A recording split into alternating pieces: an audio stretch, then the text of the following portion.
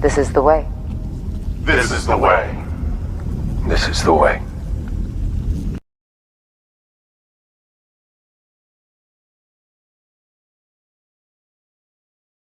So there's the one movement that gives itself a Christian name. Here's another movement that gives itself a Christian name, the Mormon movement.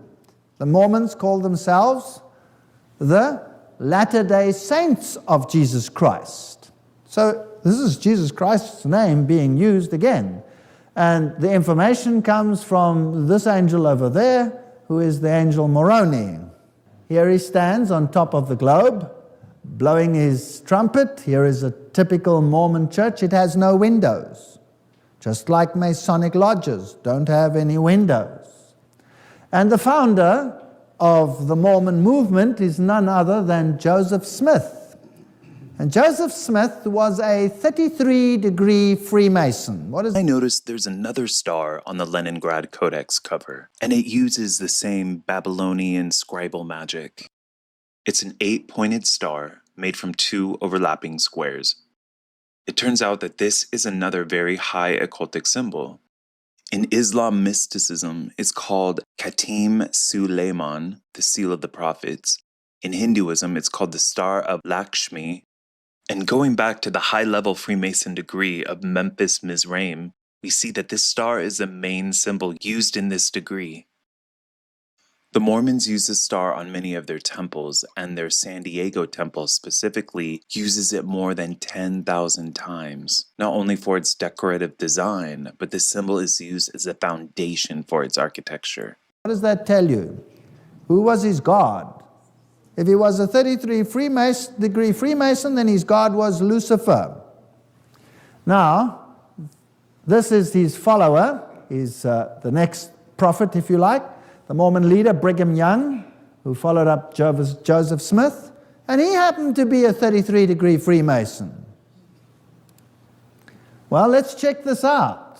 The Church of Jesus Christ of Latter-day Saints, Mormonism, its founder, Joseph Smith, was a high-level Freemason.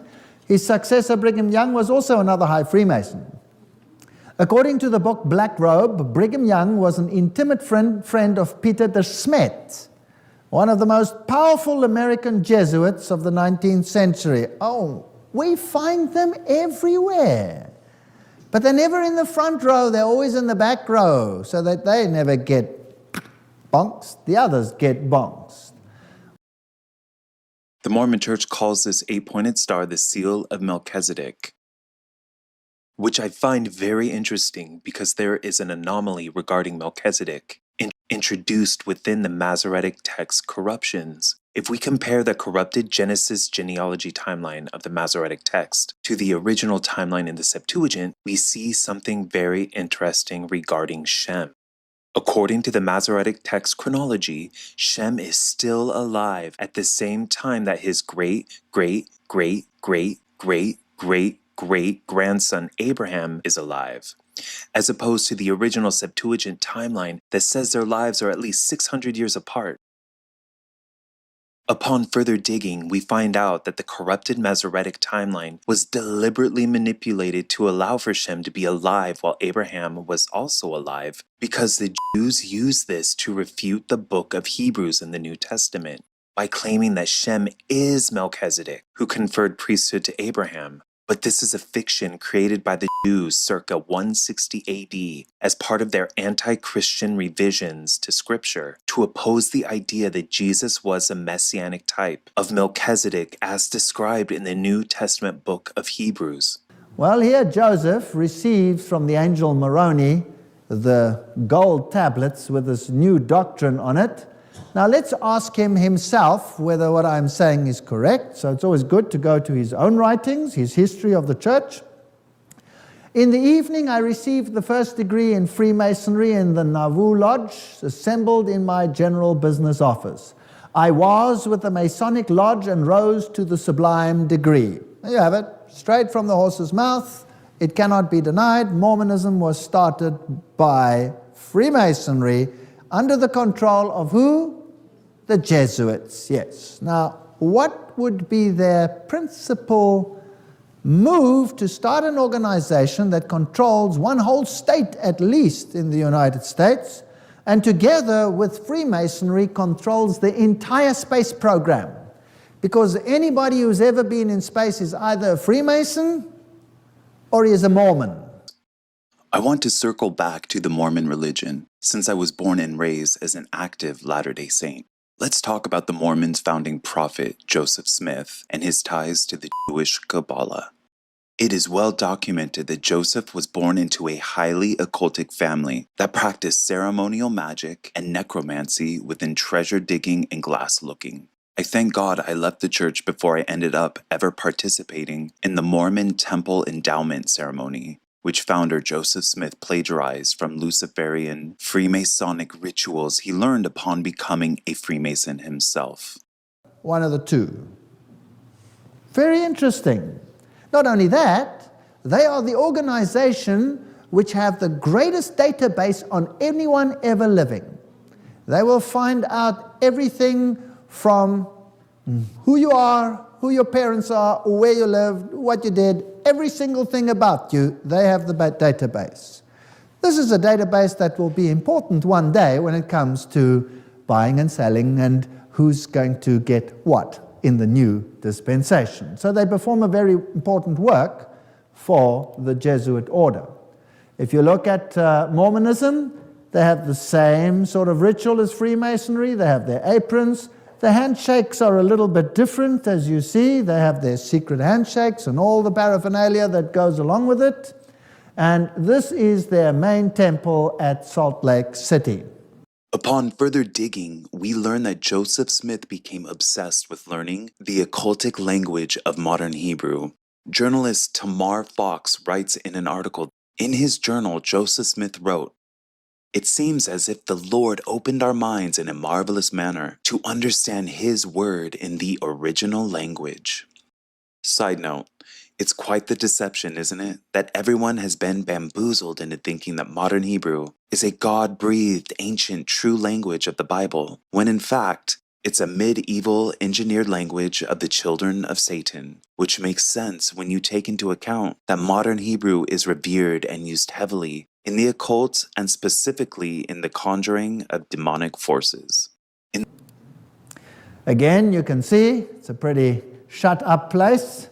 And when you go and look there, you'll see the all-seeing eye with the Masonic handshake in it. You'll see the moon and the Baal Hadad symbol and the sun and the upside-down pentagrams, former witch, Mason, Mormon, and Satanist Bill Schnerbelen emphasized that to the magician the inverted pentagram has one use only, and that is to call up the power of Satan and bring the kingdom of the devil into manifestation on earth. So here is the symbol right on the Masonic temple. I took these pictures myself, so I know they're there.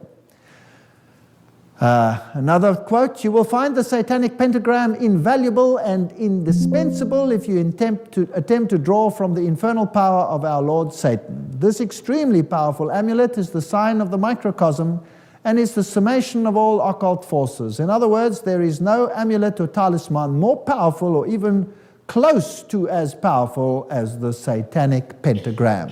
In the biography of Joseph's wife, Emma Smith, authors Newell and Avery explain, through Alexander Nebar, Joseph Smith had access to ancient Jewish rites called Kabbalism. At the same time, he claimed to be translating the papyri from the Egyptian mummies, which became his Book of Abraham. Joseph Smith also apparently possessed a collection of original Jewish Kabbalistic works in Nauvoo, a city which he named after a word he found in his Hebrew grammar studies. Here's a clip of hidden camera footage of the highly secretive Mormon Temple Endowment Ceremony, which is an essential ritual for the salvation of Mormons within their doctrine of eternal progression into exaltation, also known as apotheosis in Freemasonry. It's interesting that it's on virtually every flag in the world, which is just another story. So if we look at the Mormon temple, we will find them in their upside down form relatively frequently. All these symbols are all over the Mormon temple. the all-seeing eye over there, down there, symbols of the sun. They have circles. Originally, they even had the dot in the middle, but they've become a little bit more clandestine and have removed those. On their other churches at the same site, you will find the Star of David. All of these features are in Mormonism. Here, the restoration of the Aaronic priesthood. They claim that they have the priesthood of Aaron. Now, by the way, that is a blasphemy, because who has become the high priest forever? Jesus. This Now make the sign of the second token of the Melchizedek priesthood. This is done by raising both hands high above the head, and while lowering the hand, repeating 3 times the words, "O God, hear the words of my mouth. O God, hear the words of my mouth. O God, hear the words of my mouth." The Lord then gives the first token of the Melchizedek priesthood, or sign of the nail, and asks, "What is that?" The first token of the Melchizedek priesthood, or sign of the nail. The Lord then gives the second token of the Melchizedek priesthood, the patriarchal grip, or sure sign of the nail, and asks, "What is that?" The second token of the Melchizedek priesthood, the patriarchal grip, or sure sign of the nail. Has it a name? It has. Will you give it to me? I cannot. I have not yet received it. For this purpose I have come to converse with the Lord through the veil. This means they are taking upon themselves something that belongs to someone else. They are robbing Jesus Christ of his role and his authority. Kathy Bones, Masonic and Occult Symbols Illustrated, says both Masonry and Mormonism refer to the Melchizedek priesthood. In Scottish Rite Masonry, the 19th degree is called the Grand Pontiff. It is during this ceremony that the candidate is anointed with oil, made and proclaimed a priest forever according to the order of Melchizedek. I thought there was only one who was of that order today. Isn't that so? So both of them, Mormonism and Freemasonry, do this. Hebrews 5:9 tells us, however, that Christ glorified not himself to be made a high priest, but was called of God a high priest after the order of Melchizedek. But occultists, Mormons, Masons glorify themselves and take on themselves the honor of priesthood that was given to Christ alone. So when we titled this series Total Onslaught, you can see that every aspect of the world out there is designed to rob Jesus of his power and his priesthood. In his article, Joseph Smith and Kabbalah, The Occult Connection, writer Lance S. Owens connects the dots between Joseph Smith's teachings and the Kabbalah. In 1844, Smith, in what may be his single greatest discourse, and in the most important public statement of his theosophical vision, apparently quotes almost word for word from the first section of the Zohar, which is Kabbalah. On Sunday afternoon, the 7th of April, 1844, Joseph Smith stood before a crowd estimated at 10,000 and delivered his greatest sermon, the King Follett Discourse. Dissension, rumor, accusation, and conspiracy all abounded in Nauvoo on that pleasant spring day, and Joseph was at the center. This would be Joseph's last conference. 10 weeks later, he lay murdered at Carthage jail. In this atmosphere of tension, many in the congregation probably expected a message of conciliation, a retrenchment. Instead, the prophet stunned listeners with his most audacious public discourse, a declaration replete with doctrinal innovations and strange concepts that many of the saints had never heard before. As Fawn Brodie noted, for the first time he proclaimed in a unified discourse the themes he had been inculcating in fragments and frequently in secret to his most favored saints: the glory of knowledge, the multiplicity of gods, the eternal progression of the human soul. So many of these poor Mormons, of course, have no idea, because again, in Mormonism there are degrees and you get initiated into higher and higher levels. So What about Mormon doctrine? Let's have a look at that quickly. Section 27, Doctrine of Covenants, verse 11. Mormons teach that Adam was God. Journal of Discourses, volume 4, this is their official writing. That some sins are atoned for by own blood only. What does that tell you? Well, that's not biblical. The Book of Mormon, Alma 7 verse 10 says Jesus was born in Jerusalem. That's not biblical. It's minor, but it's just irritating. Journal of Discourses, volume 2, page 81 says Christ was married to Mary, Martha, and others. Well, that'll give you a good reason to have a little bit of, more than one wife. Why not? They deny the atonement. We're going through the same ritual again. One of the most pernicious doctrines ever advocated by man is the doctrine of justification by faith alone, which has entered into the hearts of millions since the days of the so-called Reformation. Joseph Fielding Smith, this is Joseph Smith himself writing, The Restoration of All Things, page 192. Well, doesn't that sound similar to what Westcott and Hort had to say, yes or no?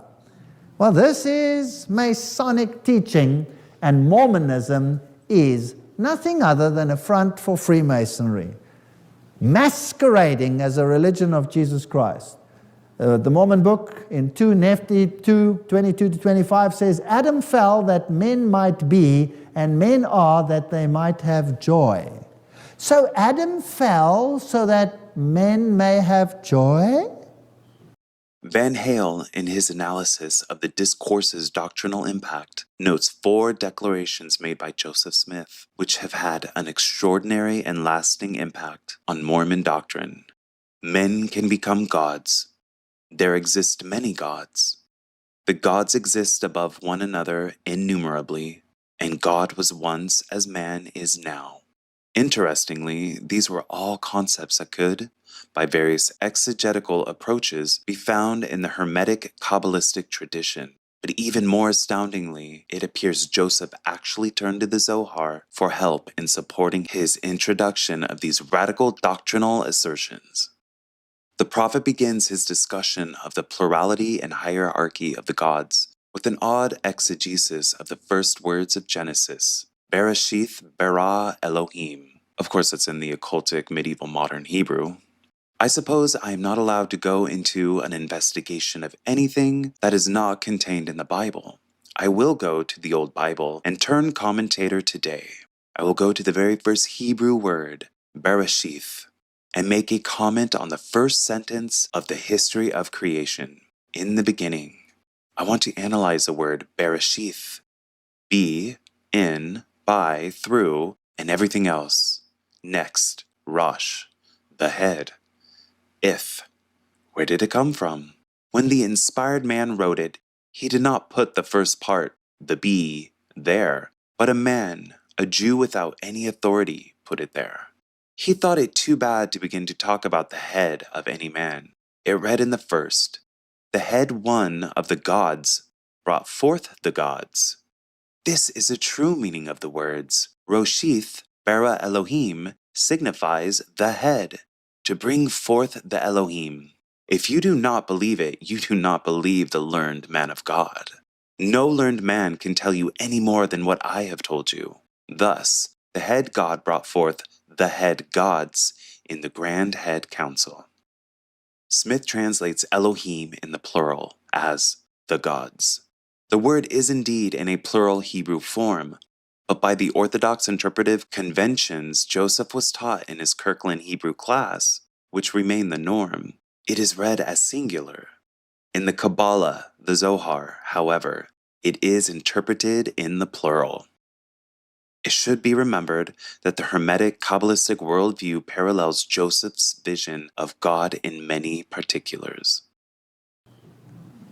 Sterling W. Sill, member of the First Quorum of 70, stated in the church section of Desert News, July 31, 65, under Christ, Adam yet stands as head. Adam fell, but he fell in the right direction. He fell towards the goal. Adam fell, but he fell upward. Jesus says to us, come up higher. Brigham Young says, the devil told the truth about Godhead. I do not blame Mother Eve. I would not have her miseating the forbidden fruit for anything. through the gift of sin, humanity can achieve godhood. Well, who's this speaking? Is this the devil speaking, or is this Jesus Christ speaking? This is in their doctrine of covenants. Ye were also in the beginning with the Father. Man was also in the beginning with God. Intelligence or light or truth was not created or made, neither indeed can be. Again, you have it there. Mormonism is nothing other than Freemasonry, masquerading as a religion of Jesus Christ, deceiving millions in the process, and just being a tool for the Jesuit order. Here we have the leader, Joseph Smith, and if you look at the figures over here, you'll see a beehive, and if you go and look in the book Two Babylons, you'll see that the beehive is a symbol of paganism. This is pagan deities. Let's just have a look at something interesting. Here is the Howland family chart, which is published at the Mormon temple and tells us who's who in the zoo and who's related to this family. One family, so we're looking at great-great-grandpa. Let's have a look who his descendants are. One family. You can check this out for yourself. Joseph Ira Earl, very prominent man in his old days. Joseph Smith, there's the founder of the Mormon movement. He is part of that family. He comes from the same great-great-grandfather. Emma Hale comes from that family. Winston Churchill, he has the same great-great-great-grandfather. Franklin D. Roosevelt has the same great-great-great-grandfather. Richard Nixon has the same great-great-great-grandfather. Do you mean to tell me that President Ford had the same great-great-great-grandfather? Do you mean to tell me that George W. Bush Sr. had the same great-great-great-grandfather? Speculation. I don't want to go further into this. I just find it fascinating that they all come from the same family. From Churchill to how many presidents in the United States? 1, 2, 3, the one in between 4, 5 presidents in the United States, plus those from the other side, plus the founder of the Mormon movement, all from the same family. It's very weird, very weird. And then if you go into Mormons and NASA, you will find that all the top men, they were all Mormons or they were Masons. If you go into a Mason temple, you will find the photographs of the presidents and you'll find the photographs of all the great stars that went up into the sky. Here is the Scottish Rite Supreme Council Northern Masonic Jurisdiction calendar, their own calendar from 1998. And it tells you some few interesting things. Anybody recognize that man? Buzz Aldrin? Anybody recognize that one? Colonel John Glenn, and they tell us what they were, 33-degree Freemasons. So the lists are just endless. We've already discussed that every single president just about has been a Freemason, and you'll find them in the Masonic presidential lists.